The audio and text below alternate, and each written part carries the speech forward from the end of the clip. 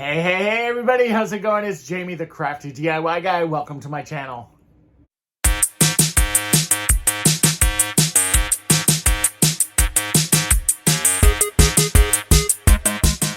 In today's video, we're going to be doing some transitional fall and Halloween DIY projects for you.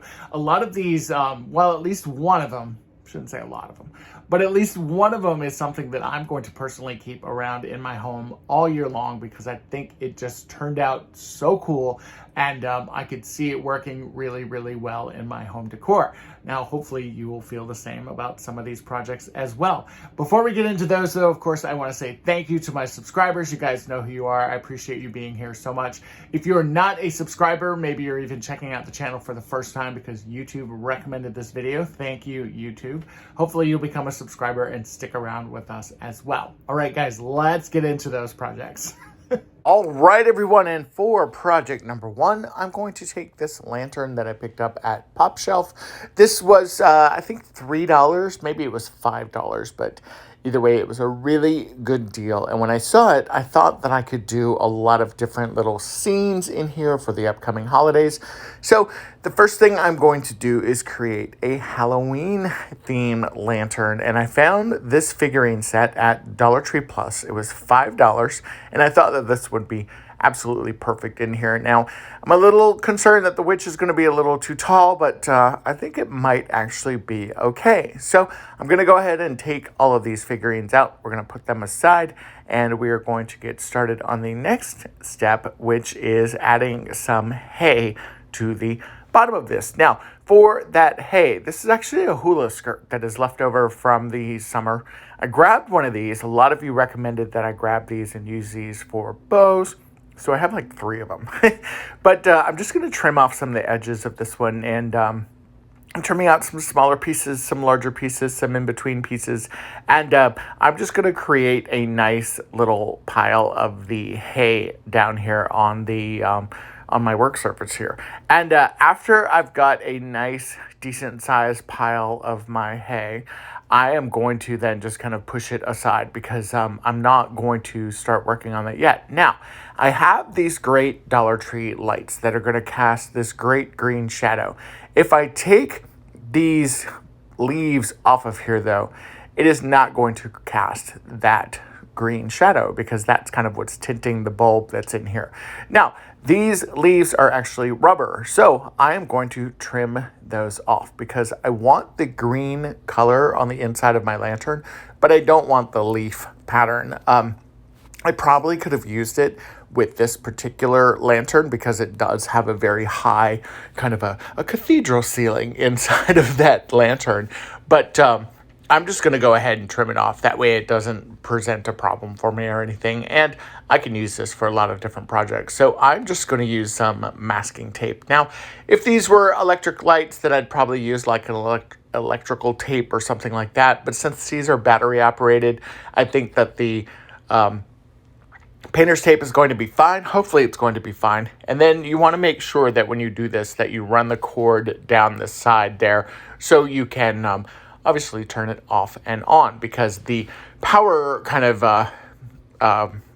power thing here that my hand is touching there, that's going to be how you control the lights inside of the lantern itself. Now, once you've got some batteries in there, you see it creates this really cool green effect, which I think is going to look extra spooky for my little Halloween scene that I'm doing here. Now, I'm going to go ahead and take some of my hay here. I'm not using a ton of it. I'm actually just going to do a little sprinkle of it in here. Now, if some of this hay is actually too long, then I can just trim it down and make sure that it's going to be the right size. And, you know, you can do that with a pair of scissors. You can do that with a lot of different things. And you just want to go ahead and trim those down, get those to the right side. And then I'm going to put just a little sprinkling of hay in the bottom there because I want to make sure that my figurines are sitting flat on the surface. Now, you could certainly add a little dab of hot glue if you wanted to, or even a glue dot on the bottom of your figurines, but I'm not going to be really moving this around a whole lot. Once I have it set up in my bookcase, then it's going to be done. And now you're literally just arranging your figurines. Now I'm kind of nestling it there around the hay, which is why I didn't put a ton of hay in there at the beginning. And, you know, I'm kind of moving some hay around, creating the flat surface. And then you'll see I'll take the little skeleton guy out because I've got to put the pumpkin up there. Because the pumpkin's smaller, I want that towards the front. So, you know, trial and error here, totally up to you on how you kind of recreate your whole village and your whole scene. And what I loved about these pieces too is that I had exactly enough to kind of create my diorama or my shadow box kind of here. And once everything was set up, then I will go in and sprinkle more hay around, and check this out. I love the way that this looks. And then as you can see, now it's here on my bookshelf, and how cute is this? I really love this. And what's so great about this is that I can reuse this and create a fall scene. I can create a Christmas scene. I could really use this for all seasons. And my next DIY, we are going to take two of these pumpkin kind of pen holder things, and we're actually going to pop them apart. Now, if you put a little bit of pressure onto one side of it and kind of make the focus of the pressure be towards the bottom of that, you will be able to get your pumpkins off of here with relatively no kind of, you know, damage to them. Obviously, there's a little bit there. Now I have these wood planks from Dollar Tree, and I'm going to grab 3 of them, make sure that they're exactly the same size, which is easy because these all come out pre-measured. And you'll notice that the bottoms of the pumpkin are almost the same exact width as the planks themselves. So what we're going to do is that kind of rougher side of those pumpkins, that side there where the, you know, where it was attached before, that's what you're going to do and face towards the inside of your pumpkin toolbox that we're going to be making here. So go ahead and take some hot glue, and you're just going to add it on the bottom. This is hot glue that is actually specifically made for wood. Surebonder sells this. It's a wood glue, and it's in the form of glue stick, which is even better. So go ahead and just attach your sides there. And what's great about that bond is that it's really, really good. So it's just going to hold up by itself. You don't even have to do anything like that on the bottom of it. And so after you add some hot glue and you've got your two sides pretty stable, or your bottom, I should say, stable. Yeah, I took some of that hot glue and used my finger, but it's okay. It wasn't super hot. Now I'm going to go ahead and add my side pieces to this. Now I'm going to take some hot glue once again. I'm going along the side of the box there, and then I'm going to add my board in, and I'm going to add it at a little bit of a slant. And then before that glue dries on the bottom, I am going to add some more glue onto the side there, and then I'm going to kind of squish it in between the glue there. And then I'm just going to repeat that on the other side before everything has set up and dried solid, because while it's still a little wet, it's still a little pliable, and you can do this. And this is going to create kind of it almost looks like a little pumpkin cradle when you're done with it. But I repeated that for the second side as well. And now I'm just going to go ahead and add some glue in. And then obviously on the bottom there, I'm going to have to tighten that up with some glue down there because it didn't stick really well. And you've got this kind of cradle looking pumpkin caddy. Now you could certainly stop right here if you wanted to, like if you were going to use this maybe for florals. I am going to go ahead and add some more hot glue on the bottom, especially on that side that wasn't sticking.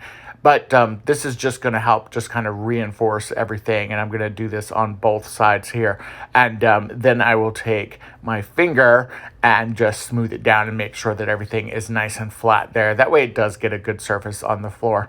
So now that you've got your kind of, it looks like a cradle to me, like your little pumpkin doll cradle, you could certainly stop at this point if you wanted to, especially if you're going to use this for flowers. However, I'm going to take this dowel rod. This is an extra thick dowel rod. I picked this up, I believe, at Dollar General, and it came in a package of like, it had probably like 8 dowel rods in it, and there were 2 of each size, and this happens to be one of them. Now I'm going to take my saw here, and I need to get a new saw. This one is not working too well, and I am going to eventually cut that, and I'm going to sand down the rough edge there and just make sure that that's nice and smooth and nice and flat and even. And then once I'm done with that, and by the way, that sandpaper, that's actually from Dollar Tree, I am going to go ahead and just glue my dowel rod in place kind of like this. I'm going to add some glue onto each side of my dowel rod there. I'm also going to get rid of all those aggravating glue sticks or glue strings that seem to be everywhere. And then I am going to hold this in place, and I'm kind of gluing it right at the stem of the pumpkin. Now, once that's dried, you've got this cute little pumpkin toolbox, and there's so many different options that you can do with this. But before we do that, I am going to take mine outside. I'm spray painting it this rustic orange. This is my color of the season. This is from Rust-Oleum. The color is actually called Rustic Orange, and I really love the way that this orange looks.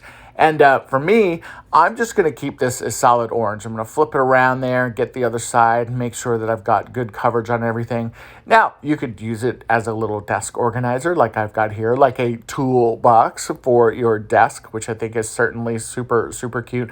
I wouldn't recommend putting real heavy things in here and carrying it by the handle like I'm doing there. However, you could also use this for florals. How pretty is this? You could take some floral foam, stick it inside there, and a lot of what you see there, those are all picks, like floral picks that are already put together with great combinations. And then I added a few Dollar Tree leaves and such. Again, love this, super versatile, and think that it's a lot of fun. Now for this next project, I'm going to take 2 of these Dollar Tree Crafter Square truck. They're kind of like cardboard. I don't really know exactly what they're made out of. And then I have some foam brushes there. Now, these stickers, this glue is the strongest glue I have ever dealt with in my life. And Dollar Tree, as we know, has some incredible glue that they use on their price stickers sometimes, and this one is no exception. So after using my heat gun, I was able to finally get those off. Now, I'm going to take 4 of these foam brushes. I'm going to take them all out just so you can kind of see. But the wood stems are actually all the same size, and that's what we're going to be using for this project. We're not going to be using the foam brushes at all. Now, you can definitely put those aside. You're going to need 4 of these sticks. So after you've kind of separated these sticks, if you twist, they will come right out of there. You can put those foam pieces aside. You can certainly use those in place of a paintbrush, or you could toss them. Totally up to you. I personally don't like a lot of the foam brushes at Dollar Tree. I just don't think that they're sturdy enough. Now, for the wood sticks, I'm going to go ahead and just glue those in place, and I'm going to make sure that I have a flat line, or at least a somewhat flat line, kind of all the way across as I am gluing this. So you'll see that that first stick I stuck there in the bottom corner of the truck, and then I'm going to glue the second one kind of on the other side of the bottom part of that truck, evening it up. I'm just eyeballing it, but it's pretty easy to do this. And then for the other pieces, I'm going to also stick those down along the bottom of the truck there. This one's at the back fender, and then this one's going to be at the front fender, and they're all going to be about at the same level. And that's going to be important because for what I'm doing with this particular one, you'll want that surface to be nice and flat. Now, again, this is just kind of my take on this. You could play around with this. You could have so much fun with this. You could really kind of create your own. Mine is kind of an abstract, if you will, of the red truck phenomenon that seems to be going on. Look at that glue residue, by the way, from that sticker. And because this is cardboardy, I didn't want to rub it with any like Goo Gone or anything like that. So that's just going to be on the back side. But I'm leveling up or evening up my sticks. That way my truck sits flat. So once everything is good and dry, and I got to adjust this one here in the front because it shifted just a wee bit. Once the truck is stable and all 4 wheels sit down on the flat surface itself, then I'm going to take this outside and we're going to spray paint it. And of course, I'm going to spray paint it red. I'm spray painting the entire thing red because this is kind of a abstract version, if you will, or a modern version of the red truck that is so popular. And I kind of want to have a red truck all year round, so this is kind of my version of it. Now, the reason why I mentioned you want it flat is because we're going to take a Dollar Tree wood plank and we're just going to lay it across the back there. And then I'm going to take this little trailing plant and just place it inside of my red truck. And it creates the coolest looking planter that I have seen in the red truck kind of version of this. Again, You could paint this up and make this certainly more traditional with the black wheels and the fenders. This is just my take on it, and I absolutely love the way this looks. All right, and for my next project, I have been saving this shovel and this rake from the summer section of Dollar Tree for so many months because I knew the moment I saw these that I wanted to do something really cool with these. Now, the sawing in half directly straight across like that was not the cool thing to do. After I did that, and I don't know why I kept doing it, I literally was thinking to myself, la, la, la, la, la, as I was just kind of cutting away.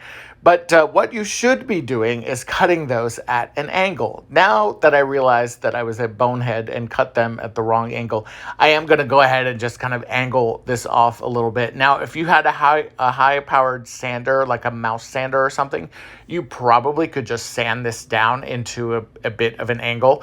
I can't find my mouse sander. I think I loaned it to a neighbor. So now that they are at an angle, I'm going to add a significant amount of hot glue onto my pieces here. And once you've got that hot glue all set up, you are going to glue this together in a crisscross fashion. Now, I'm going to be using this on my front door, and I wanted this to be able to lay flat. If you wanted to just take the two pieces and bundle them together with some twine or some burlap pieces or something, you definitely could do that. Just realize it's going to stick out from the doorway, and I wanted mine to lay as flat as possible. So that's kind of why I'm doing it this way. Again, the cutting, I guess, could be totally optional. And, by all means, DIY your own version of that, because that's what's so fun about DIY. Now, I did take some of my painter's tape and just kind of reinforced it because it wasn't exactly sticking together as solid as I wanted to. And we're going to be covering up that centerpiece anyway, so not a problem. So the first thing I'm going to do is spray paint my handles brown. And as you can see, I'm not taping off anything here because I want this to kind of look as rustic and worn as possible. Now I'm going to take the handles and the kind of tool part, I guess, of the tools and spray paint them this dark steel color from Rust-Oleum. And then I'm going to go through and just kind of layer some black and some cream. And I used a little bit of gold at one point and just kind of tried to kind of rustic them up a little bit. Now I'm taking some burlap here and just kind of covering up that tape blob. And then as you saw, that was on the back side. So there were some pieces that I missed from the spray paint, but that's totally cool because it's going to be up against the door anyway. Now for these picks, these are some of the similar picks that I used in the previous project. And I love picks. Picks are like my new favorite thing. I want to use them in everything. And I am just going to tape these down because I want to reuse these. I don't want to totally ruin these or glue these to a surface or anything. And what's great about that masking tape is because, again, you're going to be covering up everything that you see there, that big green tape blob. Once you cover this up with your bow and your ribbons, you're not even going to see that. Now I have this oversized ribbon. I bought like 3 or 4 of these because these are kind of my theme, if you will. I got these on Amazon and I loved these so much. I added some hot glue to the base, and now I'm just kind of taking my hand there and just kind of forcing the hold down and making sure that I have everything nice and tidy. And then I'm going to go through and just kind of refluff my ribbon and get the, the pieces kind of nice and fluffy and pretty looking and everything, and really get this ready to hang on the door. Now, for the hanger on the door, all I did was take a piece of really thick twine and just simply tied a little slip knot at the top of it and kind of created this hanger with it. And I just hung it on the nail that was on the door. I like to be able to see through my peephole. So that's the hanging door kind of for fall. I love the way that this looks. It's got such a pretty look and it goes so great on my yellow door. And it kind of goes with the theme of everything that I've got going on this fall. All right, guys, I hope you enjoyed these projects today. If you did, let me know in the comments below which ones were your favorite. Thanks so much for checking it out, and be sure to follow me on places like TikTok and Pinterest and Twitter and Facebook and YouTube and Instagram and all the things. they're all out there, and I'm trying to be out there on all of them. All right, guys, take care. Bye-bye.